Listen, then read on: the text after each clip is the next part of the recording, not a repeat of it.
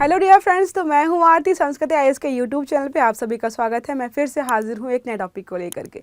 आपने बहुत सारी चोरी डकैती की कहानियाँ सुनी होंगी या फिर जो है न्यूज़ में चर्चाएं सुनते रहते होंगे। आज जो आर्टिकल हम पढ़ने वाले हैं वो बहुत छोटी सी घटना थी। कोई सोचेगा भी नहीं कि भाई इस चीज़ को चुराने के लिए मुझे इतनी लंबी चौड़ी सज़ा हो जाएगी। तो उत्तर प्रदेश के बुलंदशहर में जो है एक व्यक्ति ने आज से लगभग 9 साल पहले जो है एक मतलब फैक्ट्री या कह लीजिए कारखाने से लगभग 76 जो है बॉक्स चुराए थे शहद के, मधुमक्खियों के। उस पर जो है लगातार कार्यवाही हो रही थी। उसके बाद क्या है, आज या फाइनल जो उसको लगभग 4 साल 7 महीने और 11 दिन की जो है सज़ा सुनाई गई है। तो अपने आप में चौंकाने वाली खबर है कि कोई व्यक्ति सोचे भाई शहद चुराने पर जो है इतनी लंबी चौड़ी सज़ा किसी को हो जाएगी, तो वो अपने आप में अलग बात हो जाती है। तो हमारे लिए ज़रूरी ये है, देखो कई बार होता है कि एग्जाम्स में नहीं पता है कि कौन सा प्रश्न जो है कहाँ से पूछा जाएगा। तो हमें यहाँ पे ये देखना है कि कौन सी आईपीसी की धाराओं के तहत जो है इसी व्यक्ति को 4 साल से ज़्यादा की सज़ा होगी मात्र शहद चुराने से। तो जो चुरा के शहद खा रहे हैं उनके लिए एकदम बड़ी सी खबर है, वो भी दुख भरी और डराने वाली है। तो शहद चुराने पर जो है 4 साल की सज़ा, 4 साल से भी ज़्यादा की सज़ा हुई है। याद रखना है 4 साल 7 महीने 11 दिन, मतलब आप राउंड फिगर 5 साल मान के चल सकते हो। तो पहले हम देखते हैं कि घटना जो है आई कहाँ से चर्चा में। तो बुलंदशहर की एक अदालत ने एक निजी मधुमक्खी पालन केंद्र में चोरी के मामले में एक व्यक्ति को 4 साल 7 महीने और 11 दिन की सजा सुनाई है। तो बुलंदशहर का मामला है, वहाँ पर एक निजी मधुमक्खी पालन केंद्र था, वहाँ से व्यक्ति ने जो है आज से 9 साल पहले चोरी की थी। कोर्ट में केस चल रहा था लगातार, और आप देख ही रहे हो जब से योगी जी आए हैं नए नए नियम कानून चलाए गए उनके द्वारा। तो ऑपरेशन जो है ऑपरेशन जो है इन्विक्शन, तो एक ऑपरेशन जो है योगी सरकार द्वारा चलाया गया था, ऑपरेशन इन्विक्शन। उसके तहत था कि कोई भी व्यक्ति चोरी करता है, डकैती डालता है, हत्या, रेप या फिर जो भी आतंकवादी घटनाओं में शामिल होता है, तो त्वरित कार्यवाही, मतलब 30 दिन के अंदर कार्यवाही करके जो है सज़ा दिलवाने का प्रावधान था। तो आपको लगेगा कि मामला इतना पुराना है और जो है नियम कानून अभी आए हैं, तो उसके तहत ही जांच की गई। ये सारी चीज़ें जो है वहाँ पे जो पुलिसकर्मी संलग्न थे इस मामले में, उन्होंने बोला कि हमने जो है इस मिशन के तहत इस जो है मामले की जाँच की और छानबीन की, और फाइनली जो है इसको सज़ा मिल गई है।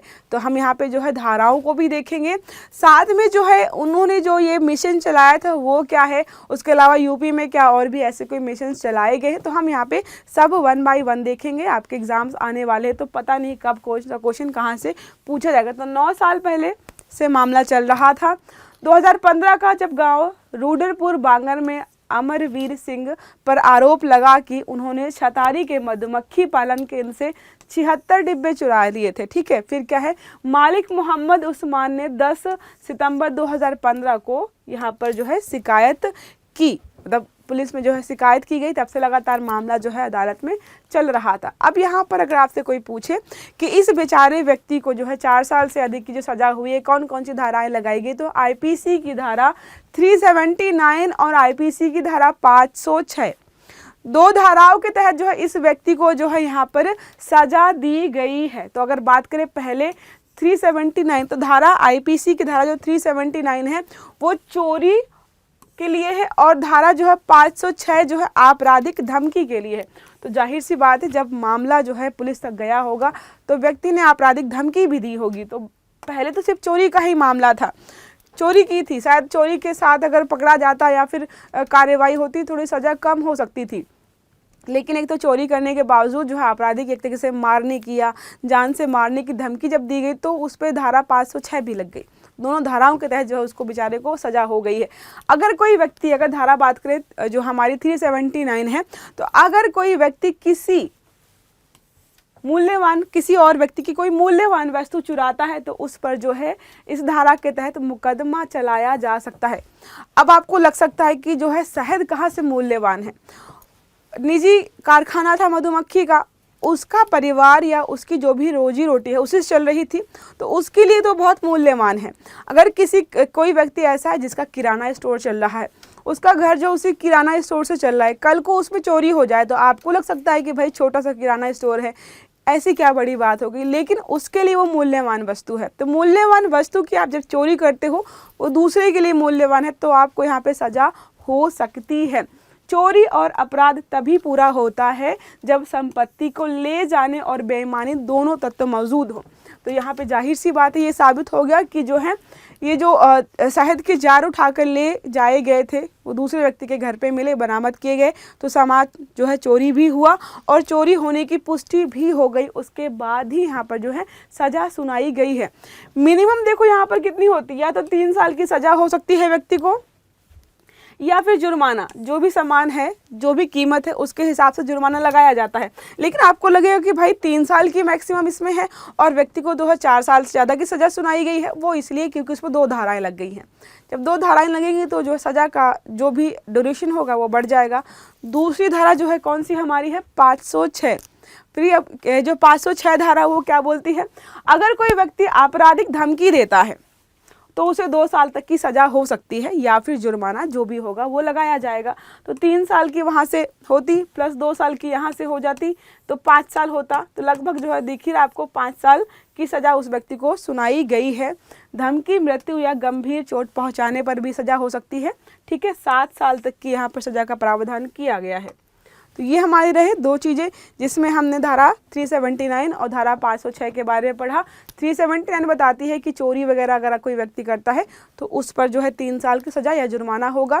506 बोलता है कि अगर आपने किसी को आपराधिक या मौत या मतलब जान से मारने की धमकी दी है तो उसके तहत आपको 2 साल की सज़ा या जुर्माना जो है भरना पड़ेगा। इन दोनों के तहत जो उस व्यक्ति को 4 साल से ज़्यादा की सज़ा दी गई है। जो पुलिस वहाँ पे इंक्वायरी कर रही थी उनसे बातचीत की गई तो उन्होंने बोला कि योगी सरकार ने जो है एक ऑपरेशन कन्विक्शन चलाया था अक्टूबर 2023। तो अक्टूबर 2023 में ये स्टार्ट किया गया था। ठीक है, उसी के आसपास।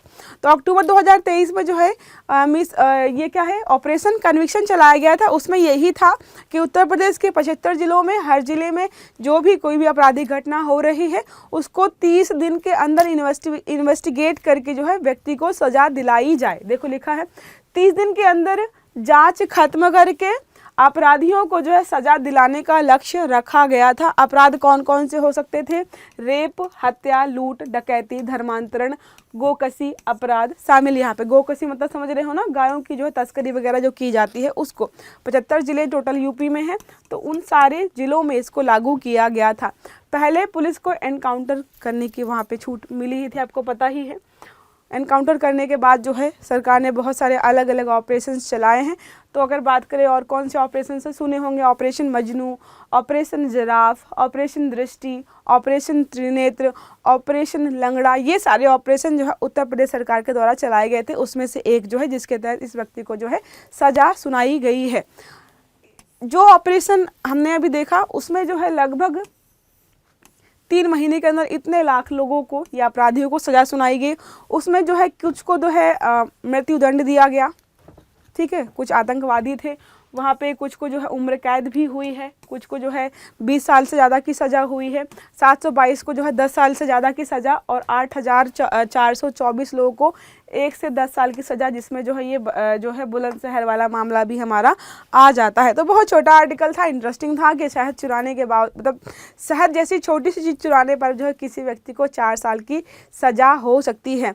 जितने का शहद चुराया होगा शायद 2-4 महीने काम करता तो उतना तो वैसे भी कमा सकता था। मतलब चुराने के बाद लोग बेचना चाहते हैं ना, तो जितना पैसा उसको मिलता बेचने पर वो तो 2-4 महीने में कमा लेता, लेकिन चोरी करके पकड़े जाने पर जो है उसको लगभग 5 साल की सज़ा हो गई। तो अपने आप में विचारणीय, सोचनीय बात है। तो ऐसी कोई घटना अगर होती है तो वो हमारे लिए थोड़ी ज़रूरी हो जाती है कि कौन सी धाराएं वगैरह लगाई गई हैं, इसलिए मैंने कवर कर लिया है।